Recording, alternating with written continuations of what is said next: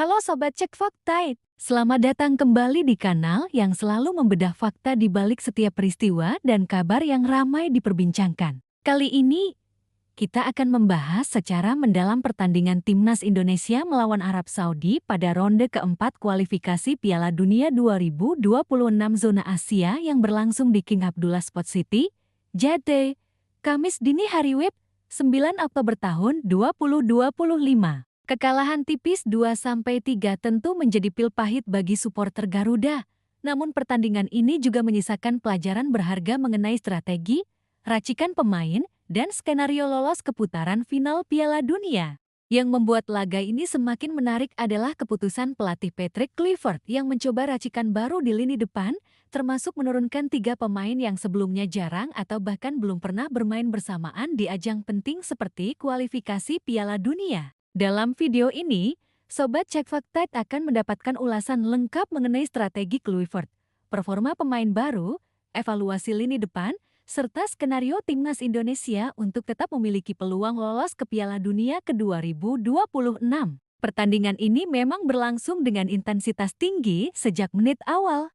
Timnas Indonesia mampu unggul lebih dulu melalui gol penalti Kevin Dix pada menit ke-11, memberikan optimisme awal bagi para pemain dan supporter yang hadir maupun menyaksikan dari rumah. Momentum awal ini menunjukkan bahwa skuad Garuda mampu memanfaatkan peluang, meski menghadapi tekanan dari tim tuan rumah yang terkenal memiliki lini serang cepat dan solid.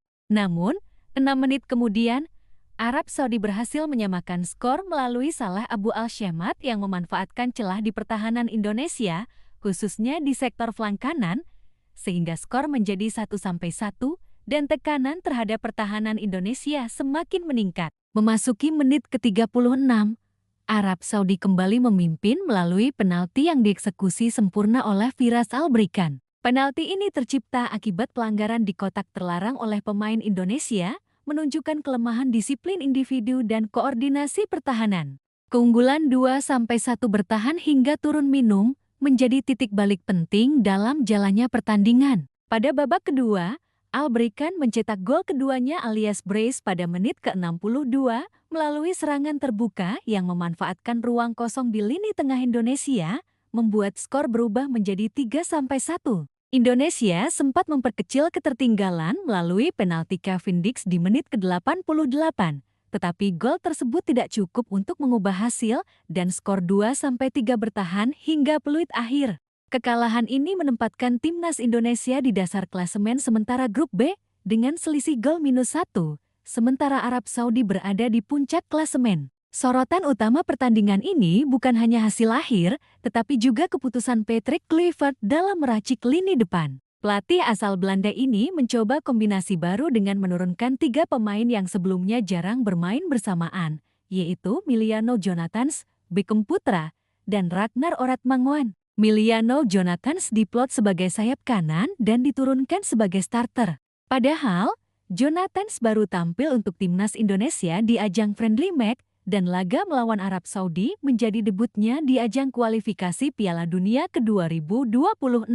Berdasarkan flashscore, Jonathans mendapatkan penilaian 6,2, angka yang tergolong standar untuk debut, namun dianggap belum mampu memberikan dampak maksimal bagi lini serang Garuda. Sementara itu, Beckham Putra ditempatkan sebagai sayap kiri. Penampilan Beckham tercatat kurang efektif, karena ia sama sekali tidak melakukan tembakan ke arah gawang lawan, maupun memberikan umpan yang dapat menembus pertahanan Arab Saudi. Ini menjadi perhatian serius karena sayap kiri seharusnya menjadi jalur serangan penting untuk memperlebar permainan dan memberi opsi bagi penyerang tengah. Penampilan Beckham di ajang kualifikasi ini menjadi ketiganya setelah debut di era kepelatihan Kluivert, dan secara keseluruhan kontribusinya di lini depan masih jauh dari harapan. Di depan Beckham Putra, Patrick Kluivert menurunkan Ragnar Oratmanguan sebagai penyerang utama. Yang menarik dari racikan ini adalah bahwa Oratmanguan dan Beckham Putra sebelumnya belum pernah bermain bersama di skuad Timnas Indonesia.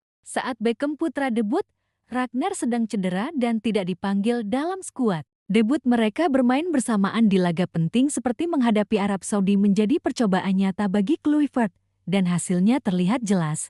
Sayap kiri Indonesia tidak mampu menciptakan peluang berarti dan lini depan kurang agresif dalam menekan pertahanan lawan. Racikan baru ini, meski dimaksudkan untuk menemukan kombinasi optimal di lini depan, ternyata membawa risiko tinggi. Tim yang sedang menghadapi tekanan besar dari tim sekelas Arab Saudi tidak memiliki banyak waktu untuk beradaptasi, sehingga minimnya chemistry antar pemain menjadi faktor utama minimnya peluang yang tercipta dari sayap maupun penyerang tengah. Patrick Kluivert sendiri mengakui bahwa laga ini menjadi momen evaluasi bagi racikan barunya dan akan menjadi bahan pertimbangan untuk laga selanjutnya melawan Irak. Meski kalah di laga perdana, Timnas Indonesia masih memiliki peluang matematis untuk lolos ke Piala Dunia 2026 dengan syarat kemenangan besar atas Irak dan hasil laga lain sesuai harapan. Indonesia wajib menang dengan selisih minimal 2 gol, seperti 2-0, 3-1, atau 4-2. Jika menang dengan margin lebih dari 2 gol, selisih gol Indonesia akan lebih menguntungkan dibanding Arab Saudi dan Irak. Namun, kemenangan saja tidak cukup. Timnas Indonesia juga harus berharap hasil laga terakhir Irak melawan Arab Saudi berpihak pada skenario kemenangan tipis Irak atas Arab Saudi, misalnya 1-0 atau 2-1. Jika skenario ini terjadi, ketiga tim akan sama-sama memiliki 3 poin, dan Indonesia bisa lolos sebagai juara grup karena unggul dalam produktivitas gol atau goal difference. Sementara itu, jika Indonesia hanya menang tipis, sedangkan Irak menang tipis atas Arab Saudi, maka semua tim akan memiliki poin dan selisih gol yang sama. Penentuan kelolosan akan bergantung pada poin fair play atau kedisiplinan, di mana setiap kartu kuning dan kartu merah memiliki bobot pengurangan tertentu. Saat ini, 3 pemain Indonesia Ragnar Oratmangun, Mark Klok, dan Yakob Sayuri sudah menerima kartu kuning, sehingga poin fair play tercatat -3. Arab Saudi memiliki poin fair play -4. Hal ini membuat kedisiplinan menjadi faktor penting di laga melawan Irak, karena 1 kartu kuning saja bisa merugikan peluang lolos. Selain aspek skenario, evaluasi teknis tetap menjadi sorotan utama. Flank kanan dan kiri Indonesia menjadi titik lemah, terutama karena kombinasi pemain baru seperti Emiliano Jonathans dan Beckham Putra belum menemukan chemistry yang optimal dengan rekan lainnya. Yakob Sayuri di sisi kanan juga belum mampu menutup celah yang sering dimanfaatkan lawan. Koordinasi antara winger dan bek tengah harus diperbaiki agar flank tidak lagi menjadi jalur mudah bagi lawan. Dalam aspek psikologis, debut bersamaan Emiliano Jonathans, Beckham Putra, dan Ragnar Oratmangun menunjukkan tantangan adaptasi mental. Ketiganya diturunkan dalam laga krusial dengan tekanan tinggi, di mana kesalahan individu bisa berdampak langsung terhadap skor. Hasilnya, minimnya peluang yang tercipta di sayap dan penyerang tengah menjadi bukti bahwa adaptasi mental dan komunikasi di lapangan sangat penting untuk sukses di kualifikasi Piala Dunia. Patrick Kluivert harus mengevaluasi racikan ini.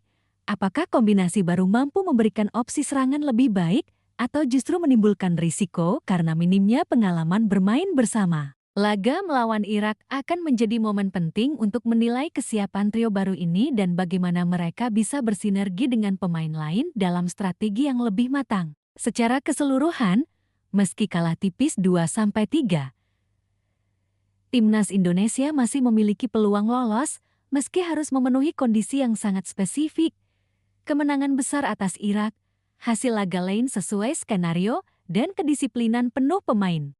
Lini depan yang menampilkan racikan baru menjadi pelajaran penting bagi Patrick Kluivert bahwa kombinasi pemain baru harus diuji dalam kondisi lebih terkendali sebelum laga-laga krusial. Mental, strategi, kerjasama tim, dan disiplin fair play menjadi kunci untuk memaksimalkan peluang. Tak kalah penting, mental dan fokus pemain menjadi kunci. Pemain harus belajar dari pengalaman melawan Arab Saudi, menjaga konsentrasi sepanjang laga, dan bermain tanpa terpancing emosi. Setiap keputusan, baik di lapangan maupun saat bertahan, memiliki dampak besar pada peluang lolos. Kedisiplinan, kerjasama, dan konsistensi performa menjadi syarat mutlak agar Timnas Indonesia dapat menghadapi laga pamungkas melawan Irak dengan peluang maksimal. Secara matematis, skenario lolos terbuka tetapi menuntut kombinasi kemenangan besar, hasil sesuai harapan, dan disiplin penuh. Hal ini menjadikan pertandingan melawan Irak sebagai laga paling krusial, di mana setiap pemain harus mampu mengeksekusi strategi yang telah dipersiapkan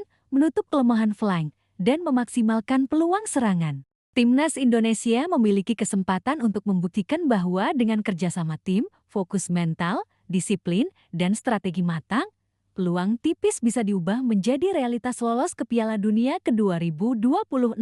Dengan kata lain, kekalahan 2-3 dari Arab Saudi seharusnya menjadi pelajaran penting, bukan alasan menyerah. Skuad Garuda masih memiliki kesempatan untuk membalikan keadaan, tetapi semua harus dilakukan dengan kesadaran penuh bahwa margin kesalahan sangat tipis.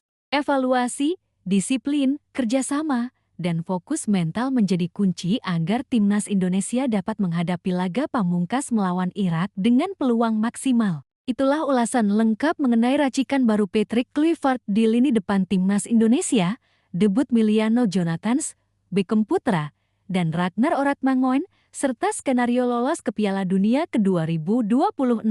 Sobat Cek Fakta, dari sini kita bisa belajar bahwa kombinasi pemain baru memang penting untuk menemukan racikan terbaik, tetapi pengalaman bermain bersama, disiplin, mental kuat, dan strategi matang sangat menentukan hasil akhir. Pertandingan melawan Irak akan menjadi ujian nyata untuk timnas Indonesia membuktikan kesiapan mereka. Jangan lupa untuk terus mengikuti kanal ini agar selalu mendapatkan fakta dan analisis akurat seputar sepak bola dan berita terkini. Terima kasih sudah menonton, sampai jumpa di video Cak Fakta berikutnya.